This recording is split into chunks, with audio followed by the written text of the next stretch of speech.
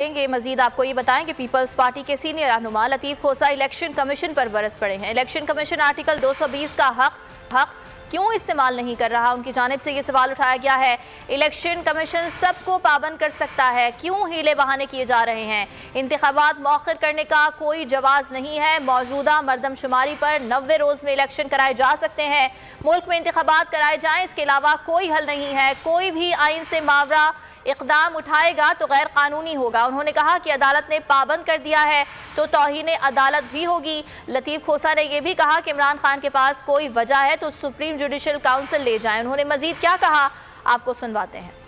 लेना चाहिए, एक कंटेनर से उतरे और दूसरा अपनी ईगो से नीचे आए। हाल इलेक्शन है सर, आपको फैसला करें और एक ही इलेक्शन करवाएं।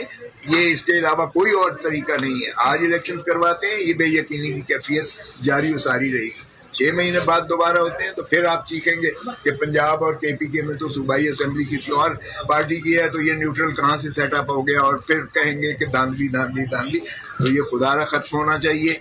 मैं समझता हूँ आइन पर अमलदारी से ही हो सकता है।